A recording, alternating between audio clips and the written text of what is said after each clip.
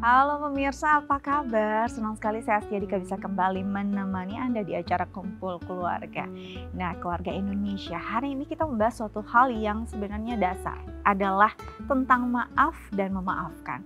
Ini kadang-kadang mungkin telat ya kita ajarkan pada anak. Kadang-kadang kita ketika anak sebenarnya punya salah, tapi akhirnya kita justru menyalahkan benda atau menyalahkan orang lain agar si anak tidak down atau anak tidak drop dengan kondisi tersebut. Padahal sebenarnya nggak apa-apa juga kalau kita bisa mengajarkan anak mengetahui kesalahannya, meminta maaf dan memaafkan. Tapi sejauh mana ini bisa dilakukan, dari usia berapa? Ini akan kita tanyakan kepada psikolog kita, ada Mbak Ayu Sutomo. Langsung kita sapa yuk. Halo Mbak Ayu, apa kabar? Baik, alhamdulillah. Dika apa kabar? Baik Mbak Ayu. Hari ini kita bicara tentang maaf dan memaafkan. Bukan tema lebaran ya, tapi ini penting karena mungkin setiap hari kita akan bertemu dengan kondisi demikian. Nah, kalau bicara maaf dan memaafkan, ini satu bentuk sikap yang sebenarnya kesatria. Bagaimana seseorang mengakui kesalahan, bagaimana seseorang memaafkan kesalahan. Nah, kalau bicara pada anak-anak, kenapa orang tua kadang-kadang sering telat nih mengajarkan ini?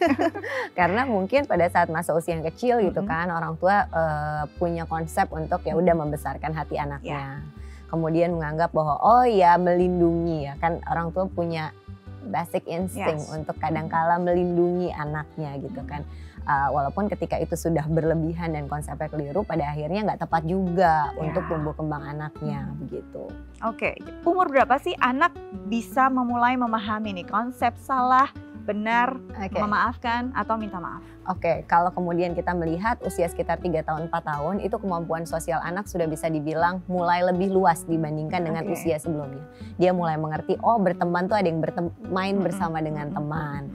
Oh ada kadangkala di satu sisi mulai bersosialisasi gitu kan ya, mulai bermain, oh main bareng umur 3 tahunan itu, 3 tahun, 4 tahun udah mulai main-main bareng.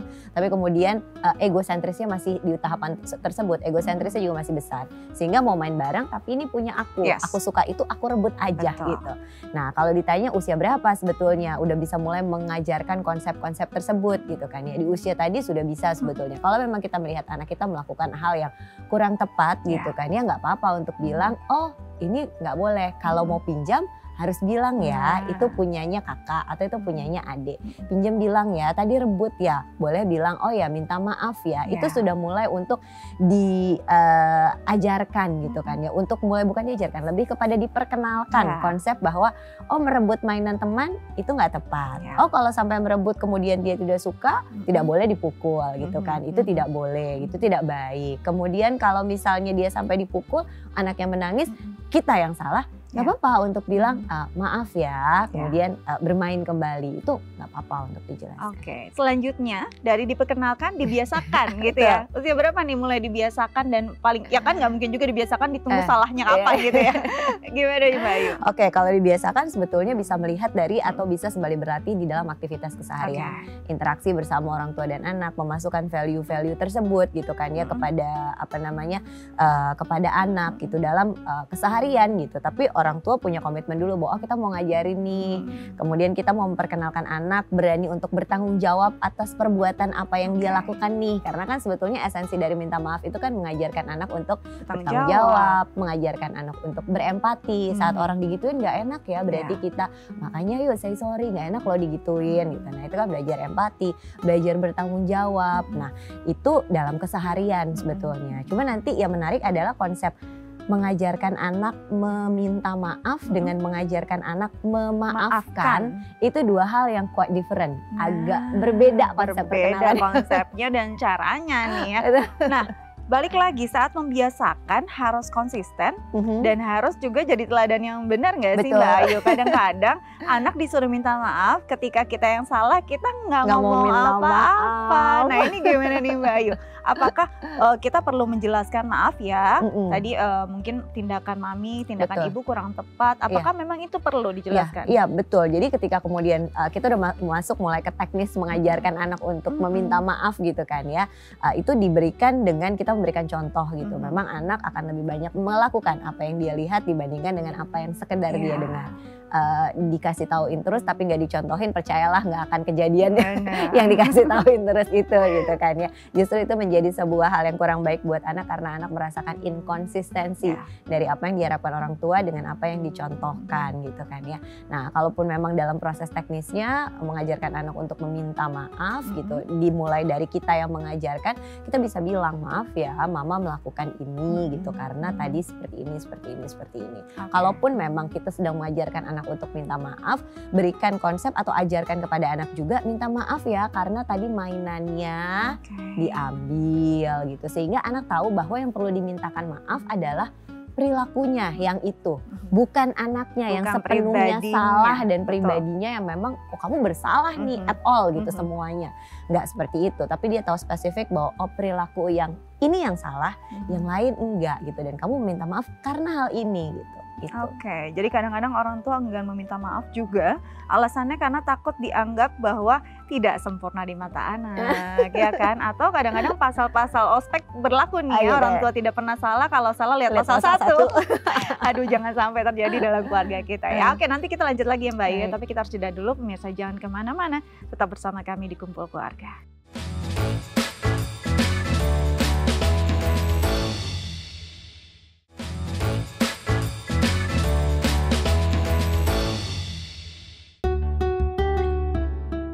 Baik pemirsa, kembali lagi bersama kami di Kumpul Keluarga, masih membahas tentang maaf dan memaafkan. Dan kali ini kita akan ngobrol dengan narasumber kita juga nih yang sudah tersambung via Zoom dengan Ibu Dwi Damayanti. Langsung kita sapa ya.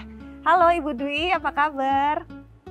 Halo, alhamdulillah baik. Alhamdulillah. Hari ini kita ngobrol tentang maaf-memaafkan nih Ibu Dwi. Sebelumnya saya mau tanya dulu, Ibu punya berapa putra atau putri dan usianya berapa Bu? Ada 2 putri, yang satu paling besar itu usianya 37 bulan. Oke. Jadi 3 tahun 1 bulan, kalau yang kedua itu usianya 15 bulan. Oke, saya hampir kaget loh 37 tahun saya pikir tadi. Ibunya saya masih cantik banget, masih muda. Oke, jadi 37 bulan, sekitar 2 tahun lebih. 3 tahun ya, 3 tahun lebih. Dan 1,5 tahun ya, hampir 1,5 tahun. Oke, kalau bicara tentang memaafkan atau maaf ya, meminta maaf dulu deh. Ini hal yang mungkin dasar gitu. Sejak usia berapa nih Ibu mulai membiasakan anak mengerti bahwa ada tindakan dia yang kurang tepat dan dia harus meminta maaf atas tindakan tersebut? Mungkin sejak anak udah bisa diajak komunikasi 2 arah, udah mulai bisa berbicara gitu. Jadi usia sekitar 2 tahunan lah, 2 tahunan. Jadi waktu itu mulai toilet training kan. Nah, anak itu di situ kadang dia suka sengaja kencing, misal kencing di celana atau apa gitu. Terus mulai bermain sama keponakan. Nah, dia itu suka ya gitu merebut mainan, atau tiba-tiba lagi main bersama terus tiba-tiba mukul aja kan, mukul karena nggak terima tuh mainannya direbut saudaranya kayak gitu. Oke. Baik, apa reaksi anak saat Ibu menjelaskan bahwa ini nih tindakannya kurang tepat nih, adik atau kakak harus minta maaf nih? Reaksi apa yang pertama kali mereka atau anak Ibu deh yang pertama yang memang sudah lancar berkomunikasi, reaksinya seperti apa, responsnya? Waktu awal mula banget dia diperkenalkan dengan kata maaf kan awalnya belum ngerti ya dia. Ayo dong Kak minta maaf gitu kan, dia bengong apa sih maaf gitu kan. Cuma lama-kelamaan tuh karena kan saya Joy sebelah Ibu pasti suka marah-marah kan ngelakuin salah. Nah saya tuh suka minta maaf, kayak kasih contoh ke dia. Kak maaf ya, Bunda udah marah-marah, harusnya Bunda nggak marah ke kakak, kayak gitu. Terus kayak gitu, kadang kalau misalnya dia susah diajak ngobrol waktu main, disuruh minta maaf terus dia nggak mau, waktu malamnya sebelum tidur, saya suka ajak ngobrol gitu kan, sebelum tidur biasa sambil ngedongeng tuh. Nak, tadi tuh waktu main kamu tuh salah, nggak boleh ya ngerebut mainan punya kakak sepupu, kakak dia kayak gitu. Harusnya mainannya dimainkan bersama atau ganti-gantian kayak gitu. Harus minta maaf kakak, kayak gitu. Lama-kelamaan dia kayak oh iya ngerti gitu. Oke, jadi memang harus dijelaskan juga ya duduk perkaranya kenapa itu tidak tepat, kenapa tindakan tadi kurang baik gitu ya. Nah, kalau menjelaskan tindakan tersebut mungkin ada hal yang mungkin kendalanya tidak terlalu berat. Sebenarnya yang paling berat adalah menjelaskan konsep maaf. Nah, gimana nih Mbak Ayu cara menjelaskan maaf tuh apa sih konsepnya? Oke. Jadi kalau misalnya pada anak-anak gitu kan ya, seringkali anak-anak itu enggan untuk meminta maaf karena memang dia sebetulnya nggak tahu kalau misalnya apa yang dia lakukan itu kurang tepat, apa yang dilakukan itu nggak sesuai, apa yang dia lakukan itu salah gitu. Jadi memang benar pada saat mengajarkan anak untuk meminta maaf perlu untuk menjelaskan kepada dia maaf itu karena apa sih? Salahnya tuh di parts yang mana sih gitu kan ya. Nah kemudian perlu juga untuk menjelaskan kepada anak bahwa kalau sudah minta maaf besoknya jangan gitu lagi ya gitu. Nah ketika memang kadang-kala namanya anak-anak gitu kan ya seringkali terlepas, abis itu juga kadang-kala lupa gitu kan ya. Nah it's okay sebenarnya memang perannya dari orang tua sendiri untuk kemudian mengingatkan, untuk kemudian merangkul anak gitu bahwa oh ini kemarin lupa ya gitu kan ya, oh minta maaf ya gitu, nggak apa-apa banget untuk seperti itu. Jadi memang kita harus menjelaskan masalahnya apa, konsepnya seperti apa, karena kadang-kadang juga nih sering sekali kita mendengar iya maaf tapi, nah ketika kata tapi ini keluar, ini kan sebenarnya ada satu pembelaan, it's okay nggak apa-apa, karena membela diri juga nggak apa-apa gitu ya. Bukan membela diri, lebih kepada gitu kan ya, apa gimana? Menjelaskan apa yang terjadi, apa perasaannya gitu kan ya. Cuma kan bukan kemudian mencari pembenaran atas itu yang salah gitu kan ya. Misalnya dia ambil mainan temennya. Atau kemudian temennya nggak kasih gitu kan ya, terus dia rebut dia pukul gitu kan ya. Nah kemudian temennya nangis, akhirnya kan kita mengajarkan anak untuk kemudian meminta maaf karena dia udah rebut mainannya, temennya nggak kasih, dia pukul terus temennya menangis gitu kan ya. Nah itu perlu dijelaskan rangkaiannya parts mana nih yang membuat kamu harus minta maaf gitu. Tapi kalau misal kemudian dia jelaskan, ya habis kamu ini kan punya aku masih pengen, ya itu sebenarnya sih disampaikan kepada anak bahwa nggak seperti itu, bahwa yang namanya mengambil mainan teman ya nggak boleh gitu, itu harus dikembalikan gitu. Dan orang tua juga harus panjang sabar ya, nggak bisa juga ketika mendengar tapi nggak ada alasan gitu, nggak boleh juga, nggak bisa ya, antagonis banget orang tuanya. Jadi memang harus didengarkan juga ketika dia memang ada mungkin pembelaan tadi yang memang kurang tepat lagi, harus dijelaskan lagi konsepnya seperti namanya apa. Kalau misalnya lagi ngobrolin tentang maaf dan meminta maaf, itu orang tua tuh harus berada dalam posisi yang netral. Pada saat mengajarkan misalnya dua anak gitu ya, yang kemudian ada satu kondisi tertentu yang satu sampai nangis atau apa, sehingga harus membuat yang satu kok harus siapa yang harus minta maaf kepada siapa gitu. Nah itu orang tua harus benar-benar berada dalam posisi yang netral untuk kemudian melihat dengan seobjektif mungkin siapa sih sebenarnya, apa sih nih kondisinya. Kalau perlu malah dirunut dari sebelumnya, karena kadang-kala ada peristiwa-peristiwa sebelumnya tuh yang menjadi pemicu.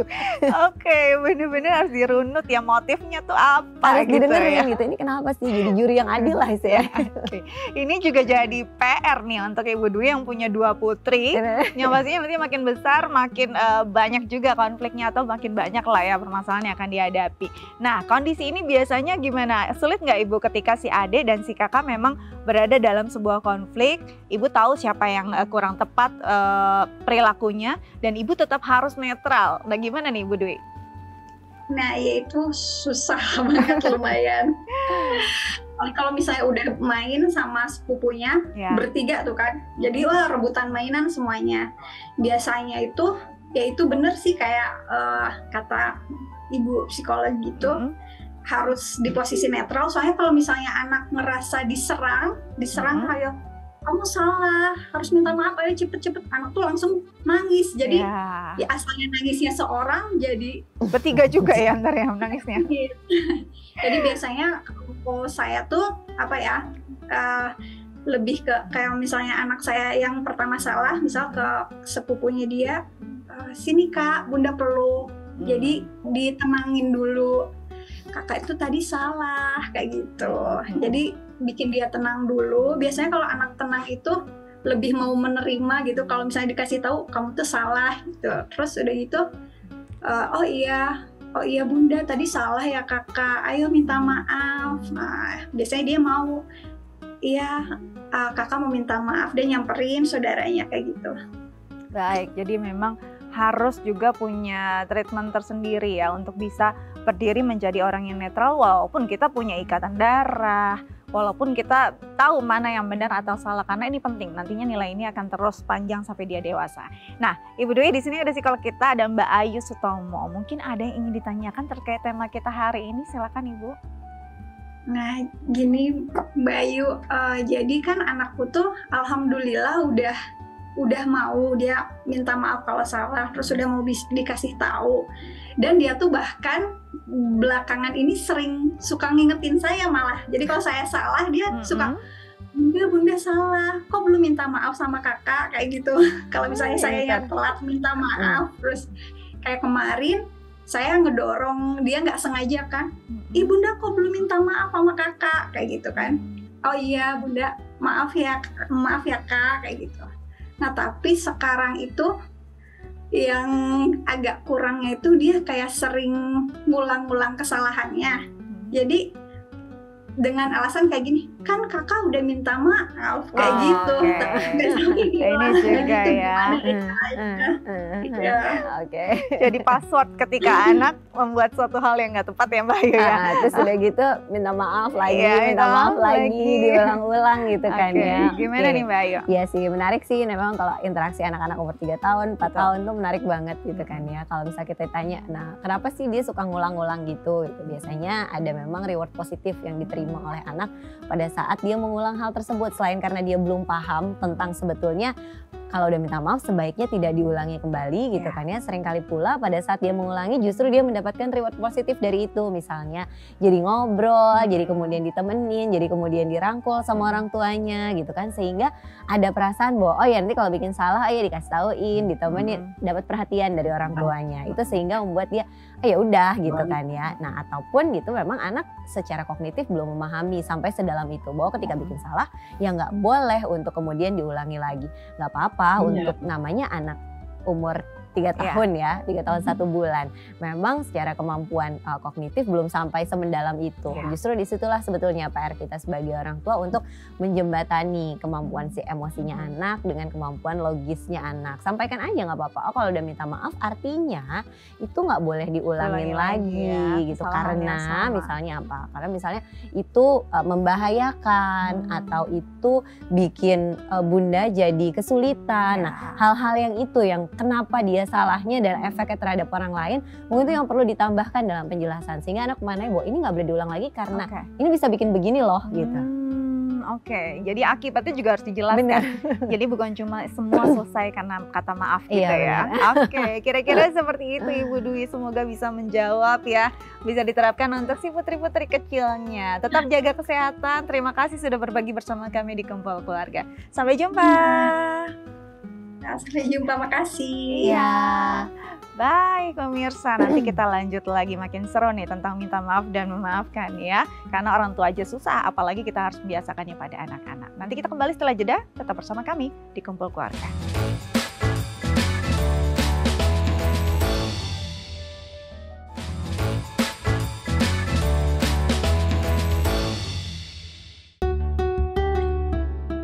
Ya pemirsa, kembali lagi bersama kami di Kumpul Keluarga, masih membahas tentang maaf dan memaafkan. Tadi kita sudah bahas tentang maaf ya, lumayan dalam lah ya. Nah, bicara tentang yang paling sulit nih Mbak Ayu, memaafkan. Oh ya. Kalau kita membiasakan diri ya, atau kadang-kadang ayo dong minta maaf gitu ya. Bagaimana dengan memaafkan? Apakah kita bisa melakukan treatment yang sama? Oke, kalau kemudian pada anak gitu kan ya. Yang menarik dari memaafkan ini sebetulnya kita nggak bisa memaksa anak untuk saat itu juga dia memaafkan langsung apa-apa yang memang dia terima gitu. Kayak misalnya mainannya direbut. Orang tua kan tendensinya gini, anaknya kemudian mendapat satu perlakuan yang kurang sesuai, kemudian orangnya sudah minta maaf, dan kemudian kita orang tua kalau nggak maafin tuh kayaknya nggak baik. Nah kalau kemudian kita berbicara tentang maafkan sebetulnya nggak kurang ideal. Ketika kemudian kita memaksakan anak kita untuk saat itu juga harus langsung memaafkan. Saat itu juga kemudian harus menetralkan emosi di mana dia diperlakukan tidak menyenangkan dan tidak nyaman. Dan kemudian harus saat itu juga mengorbankan perasaan dia untuk langsung memaafkan gitu. Jadi emang memaafkan tuh nggak bisa dipaksa. Yang paling bisa kita lakukan adalah sekedar menyarankan gitu. Oh ya dia udah minta maaf ya gitu. kakak udah mau maafin belum? Enggak, aku belum mau gitu kan. Misalnya dia bilang soalnya mainanku masih, dia masih nangis juga gitu kan ya. Oh ya udah, kamu masih sedih ya karena mainannya diambil ya. Oke, yuk kita tenangin dulu. Pisahin aja dulu anaknya. Gak perlu saat itu juga harus memaafkan. Pisahin dulu anaknya, tenangkan dulu. Terima dulu emosinya gitu kan. Kemudian tanya apa yang bisa membuat merasa lebih baik. Baru kemudian tanya, iya aku paham ya. Kamu rasanya gak enak banget lagi main, mainannya terus diambil gitu. Kalau anak verbalnya cukup baik, biasanya cukup mampu tuh untuk kemudian mengeksplorasi perasaannya dia. Iya aku gak suka, oh iya sih memang. Tapi kayaknya kakak tadi gitu ya, dia gak sengaja tariknya. Misalnya kita lihat memang konsepnya dia gak sengaja. Atau memang yang lebih kecil misalnya, dia belum lebih mengerti. Dia kayaknya belum lebih mengerti ya, perlu untuk banyak lebih diajarin ya. Iya sih gitu. Nanti kalau anak sudah bisa memproses itu, ya baru kemudian oh ya maafin ya. Nah itu baru proses gitu. Jadi jangan saat itu juga, udah minta maaf harus maafin sekarang juga. Sial. Betul, nggak mungkin juga ya kita bisa switch gitu perasaan kita atau emosi kita dalam waktu yang cepat. Nah, kalau bicara tentang memaafkan, ini juga konsepnya kadang-kadang bias nih. Orang tua juga suka bingung. Memaafkan tuh sama nggak dengan melupakan kesalahan? Enggak. Itu dia. Enggak, memaafkan itu bukan berarti melupakan kesalahan gitu kan ya. Kalau misalnya memang, kalau konteksnya anak-anak gitu. Ada temen yang dorong, dia kurang suka secara kurang bisa menerima itu gitu kan.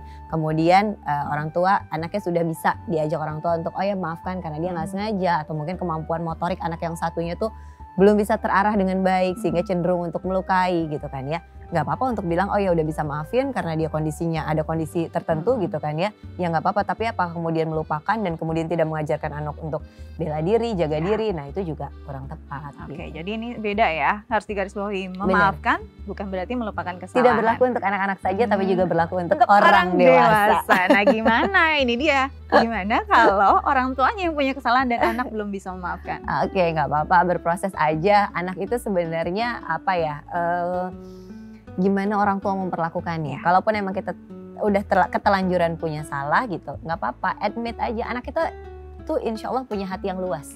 Sepanjang kita juga luas dan ikhlas untuk kemudian mengakui apa yang memang menjadi kesalahan kita. Karena rumusnya kan ketika berbuat kesalahan, ya orang tua bikin pengakuan, betul. Aku ya salah memang. Permintaan maaf ya, aku sudah melakukan kesalahan ini padamu, lalu perbaikan yang bisa dilakukan apa nih untuk membuatmu merasa lebih baik dan membuat situasi ini jadi lebih baik lagi. Oke. Kalau kita ajarin anak kayak gitu, anak pun akan mencontoh. Nanti saat dia berhadapan pada konteks masalah, dia pun akan melakukan hal yang sama.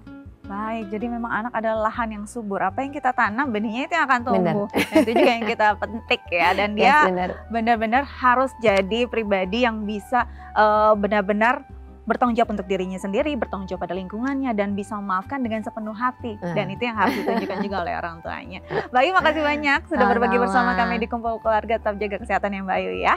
Oke, keluarga Indonesia itu dia tips dari Mbak Ayu sudah dicatat semua. Semoga kita bisa menjadi orang-orang yang punya hati yang lapang, tapi orang-orang juga yang bisa belajar dari kesalahan diri sendiri dan kesalahan orang lain.